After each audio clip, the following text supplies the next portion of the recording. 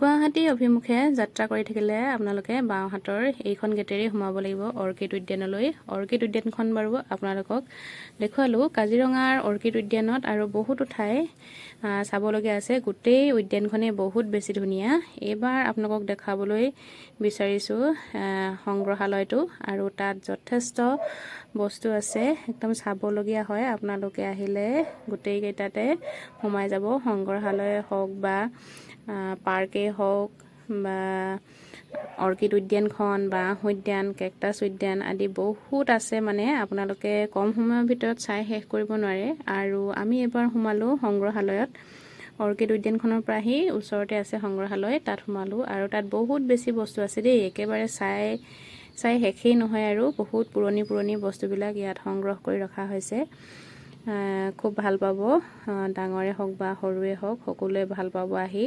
আৰু সুন্দৰকৈ তাত থকা ভাইটিকেইটাই ধুনীয়াকৈ বুজাই গৈছে। আৰু প্ৰত্যেকতে এটা দেখিলোঁ যে অৰ্কিড উদ্যানতে হওক বা সংগ্ৰহালয় বা লোকবাদ্যৰ শাখাটোতে হওক, সকলোতে মানে ইমান সুন্দৰকৈ সকলোৱে মানে আপোনাক আদৰি নিব, আৰু ইমান সুন্দৰকৈ বুজাই কথাবিলাক, পোনে সোমাই নমস্কাৰ দিয়ে। মানে সেইখিনি সম্ভাষণ বহুত বেছি ভাল পালোঁ মই ইয়ালৈ আহি। আৰু আপোনালোকে গ'লেও বহুত বেছি ভাল পাব। ইয়াৰ লোকসকলৰ আতিথ্যত আপোনালোকে সঁচাকৈয়ে আপ্লুত হ'ব। আৰু ইয়াত এটাকে চাই যাবলৈ হ'লে বহুত বেছি সময় লাগিব, আৰু যথেষ্ট ডাঙৰ, আৰু বস্তু মানে বহুত বেছি আছে সংগ্ৰহালয়টোত। চাই ভাল লাগিলে। ইয়াত এইখিনি বস্তু দেখালোঁ। তাৰ পাছতে এইফালে বোৱা কটা কৰি আছে বাইদেউকেইগৰাকী, মানে ইয়াত বোলে তেওঁলোকক সুধিলোঁ, বিক্ৰীও কৰে বোলে আৰু সংগ্ৰহো কৰে। এয়া তেওঁলোক বা জনজাতীয় বা পোচাক তৈয়াৰ কৰি আছিলে, মই ভালদৰে বুজি নাপালোঁ, বাইদেউগৰাকীক সুধিছিলোঁ। আৰু অৰ্কিড উদ্যানখন সঁচাকৈয়ে বহুত বেছি ধুনীয়া দেই, আৰু তেওঁলোকে ইমান সুন্দৰকৈ ৰাখিছে। আৰু পাহাৰ এটাত আছে যে, শিলৰ পাহাৰটোত, সেইকাৰণে বেছি ধুনীয়া হৈছে। আৰু মই ইয়াৰ পৰা ওলাই গৈ এটা লাইভ কৰিছিলোঁ, আৰু সেই লাইভটোত বহুত লোকে চালে বাৰু লাইভটো। আৰু তাত বহুতখিনি বস্তু মই দেখুৱাইছোঁ, আপোনালোকে চাওকচোন। চাই হেঁপাহ নপলাই দেই, আৰু চাই শেষো নহয়। গোটেই দিনটো ইয়াত থাকিলেহে আপোনালোকে সম্পূৰ্ণ কাজিৰঙাৰ অৰ্কিড উদ্যানখন শেষ কৰিব পাৰিব। আমি পিছে বন্যপ্ৰাণীৰ যিটো শাখা, তালৈ আমি নগ'লোঁ, কাৰণ তাত সোমালে আমাৰ দেৰি হৈ যাব। অকল আমি ইয়াতে সোমালোঁ, ইয়াতেই চাই হেঁপাহ নপলাই। আৰু বেলেগ এদিন আহিব লাগিব আৰু সেইফালে চাবলৈ বন্যপ্ৰাণীবিলাক।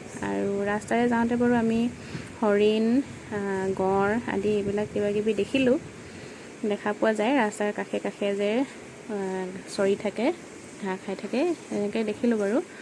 আৰু পাছত আহিব লাগিব, ঠাণ্ডাকালি ভাল হ'ব অকণমান আহিলে। এতিয়া আৰু ছিজন হৈছে, আৰু আহিব পাৰে। আৰু ইয়াত যে সোমাই যাব কিন্তু দেই, আপোনালোকে বৰ বেছি ভাল পাব ইয়াত চাই। আৰু চাওকচোন ইমান সুন্দৰকৈ এইবিলাক সাঁচি থৈছে। এইবিলাক আমাৰ সম্পদ নহয় জানো, সেইবিলাক আমি এনেদৰে দেখি ভাল লাগিছে। আৰু কেইবাটাও জনগোষ্ঠীয় বস্তুবিলাক থৈছে। আৰু এইবাৰ আমি গৈ আছোঁ লোকবাদ্য সংস্কৃতিৰ যিটো শাখা আছে, তালৈ বুলি গৈ আছোঁ। আৰু ওচৰে আছে সকলোখিনি বস্তু, ধুনীয়াকৈ আপোনালোকে চাই যাব পাৰে। বহুত বেছি গৰম আছিলে সেইদিনা, আৰু বোলে চেহেৰাটো নাচাব, আৰু অৱস্থা একেবাৰে বেয়া। আৰু এইটো লোকবাদ্য সংগ্ৰহালয়, ইয়াত সোমালোঁ।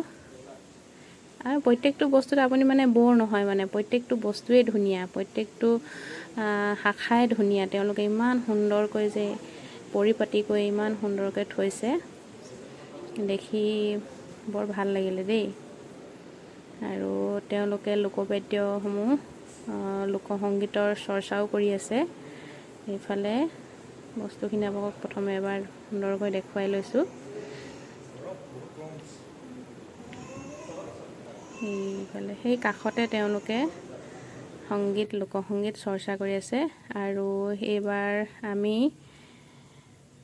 লোকখাদ্যৰ যিটো শাখা আছে, সেইফালে আগবাঢ়িছোঁ। আৰু ইমান সেউজীয়া সুন্দৰ পৰিৱেশ চাওকচোন। আৰু ওচৰতে এখন পাৰ্ক আছে সৰু সৰু ল'ৰা ছোৱালীবোৰৰ কাৰণে। আমাৰ সোণচেঙে বাৰু তালৈ গৈছিলে, মোৰ ওচৰত পিছে ভিডিঅ'টো নাই। আৰু এয়া হ'ল নাৰ্চাৰী, ইয়াৰ পৰা আপোনালোকে ফুলৰ পুলি কিনিব পাৰে। আৰু ওচৰতে এয়া খাদ্যৰ যিটো শাখা, থলুৱা খাদ্য, অসমীয়া থলুৱা খাদ্য। আৰু এইফালে আছে এটা প্ৰেক্ষাগৃহ, ইয়াত আপোনালোকে ৰাতিপুৱা 10 মান বজাৰ পৰা ৰাতি 8 মান বজালৈকে ইয়াত অনুষ্ঠানসমূহ চলি থাকে। বিভিন্ন জাতি জনগোষ্ঠীয় নৃত্য, গান আদি বিভিন্ন অনুষ্ঠান একেৰাহে হৈয়ে থাকে। আপোনালোকে যেতিয়া আহে তেতিয়াই আপোনালোকে চাবলৈ পাব। আৰু ইয়াতে এখন বিশেষ থালি পোৱা যায়, নিৰামিষ থালি, কিন্তু আপোনালোকে ইচ্ছা কৰিলে মাছ মাংস খাব পাৰে। কুকুৰা মাংস, হাঁহৰ মাংস, মাছ আদি পোৱা যায়।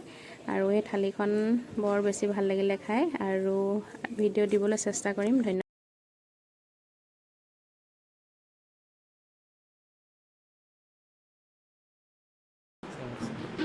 ভিডিঅ' কৰিব পাৰিম নহয়?